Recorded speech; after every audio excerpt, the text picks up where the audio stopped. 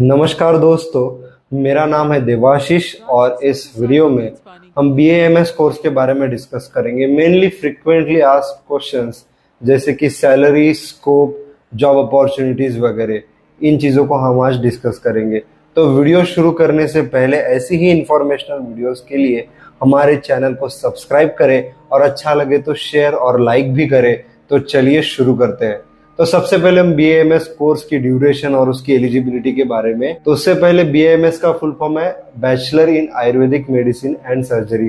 तो ये एक 5.5 साल का 5.5 ईयर्स का टोटल कोर्स है, जिसमें 4.5 ईयर्स की स्टडी और 1 ईयर की इंटर्नशिप शामिल है, जस्ट लाइक MBBS।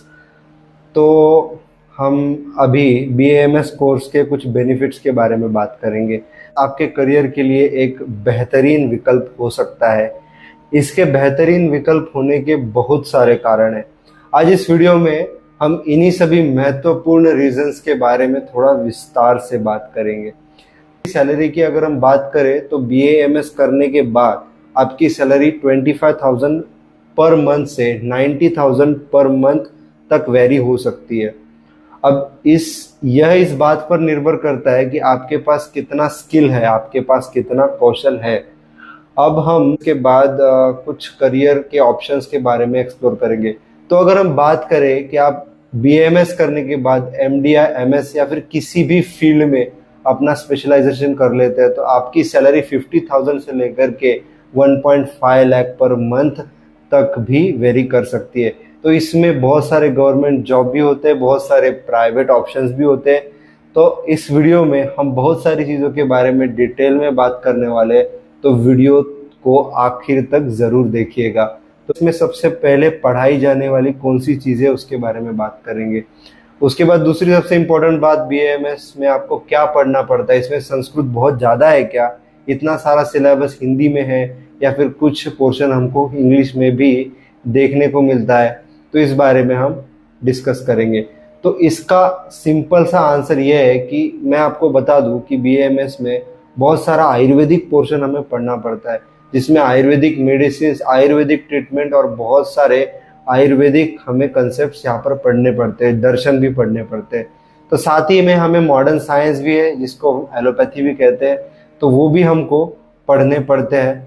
और साथ ही साथ में कुछ इलेक्टिव कोर्सेज भी है, वो भी अपने को। तो अगर इसके बाद में दिमाग में क्वेश्चन ये आता है कि लैंग्वेज का क्या है, तो ये जरूरी नहीं कि आप सारा का सारा सिलेबस हिंदी में पढ़े या संस्कृत में पढ़े।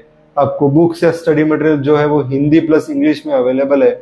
और यहाँ पर लैंग्वेज प्रेफरेंस की बात करें तो हिंदी प्रेफर करनी है या इंग्लिश प्रेफर करनी है, तो ये सब आपके ऊपर निर्भर करता है। कुछ सब्जेक्ट्स आपको हिंदी में बेटर समझ में आएंगे और मॉडर्न सब्जेक्ट्स के लिए तो आपके पास इंग्लिश तो है ही, क्योंकि कुछ सब्जेक्ट्स आपको इंग्लिश और हिंदी हिंदी और मराठी या फिर जो भी आपकी रीजनल लैंग्वेज है उसमें ही अच्छे होंगे, मेजरली आयुर्वेदिक सब्जेक्ट्स, और मॉडर्न तो इंग्लिश में है ही। अब तीसरी सबसे इम्पोर्टेंट बात, BAMS में एडमिशन कैसे होता है। एडमिशन के लिए आपको नीट का एग्जाम देना पड़ेगा। सिर्फ देना ही नहीं पड़ेगा, उसे आपको क्वालिफाई भी करना पड़ेगा। अब गवर्नमेंट कॉलेज में अगर आपको एडमिशन चाहिए तो आपको एक अच्छी रैंक उसमें लेकर के आनी पड़ेगी। और अगर गवर्नमेंट कॉलेज में एडमिशन लेते हैं तो उसके लिए आपको एक अच्छी खासी रैंक सिक्योर करनी पड़ेगी।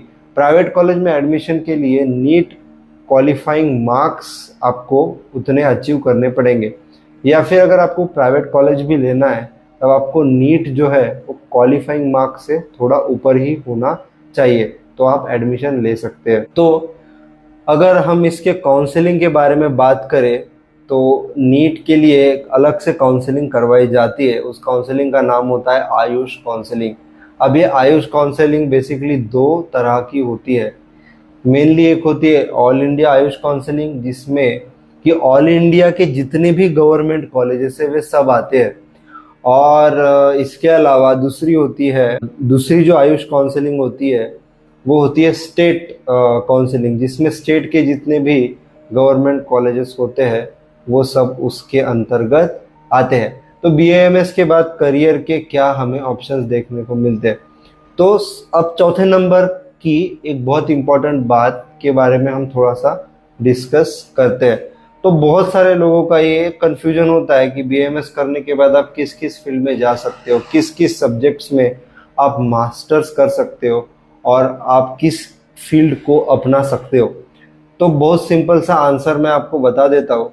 बीएएमएस करने के बाद में अगर आप एमडी, एमएस या भी कोई भी पोस्ट ग्रेजुएशन वाला सब्जेक्ट स्पेशलाइजेशन करना चाहते हैं तो आप कर सकते हैं। जैसे कि पीडियाट्रिक्स से लेकर के आप गायनोकोलॉजी, प्रिवेंटिव कार्डियोलॉजी से लेकर के ऑन्कोलॉजी और ईएनटी से लेकर के आप जनरल मेडिसिन, जनरल सर्जन, ये सभी फील्ड में जा सकते हो। आप किसी भी सब्जेक्ट में अपना मास्टर्स कर सकते हो या फिर पोस्ट ग्रेजुएशन वगैरह कर सकते हो। मैंने तो ये आपको बता ही दिया। तो आपके लिए सारे ही फील्ड्स यहाँ पर खुले हैं। तो ऑलमोस्ट जितने भी ऑप्शंस होते हैं एमबीबीएस में, उससे कुछ ही थोड़ा कम आपको देखने को मिलेंगे, वरना सभी फील्ड में आप जा ही सकते हैं और अपना करियर एक बहुत अच्छे डायरेक्शन में आप लेकर के जा सकते हैं। तो अगर आपको एमबीबीएस नहीं मिल रहा है तो बीएएमएस करके भी आप बहुत अच्छे डॉक्टर बन सकते हैं और it is really worth it. मैं भी बीएएमएस कर रहा हूँ, it is really worth it. अब बीएएमएस करने के बाद बहुत बड़ा फील्ड अभी एक ओपन है और बहुत सारी अपॉर्चुनिटीज़ है जो आपके लिए वेट कर रही है। तो इसमें सबसे ज़्यादा ज़रूरी बात जो है उसके बारे में हम थोड़ा सा डिस्कस करते हैं कि क्या आप बीएएमएस करने के बाद अपना हॉस्पिटल चला सकते हो क्या? बीएएमएस करने के बाद आप अपना क्लिनिक खोल सकते हो क्या?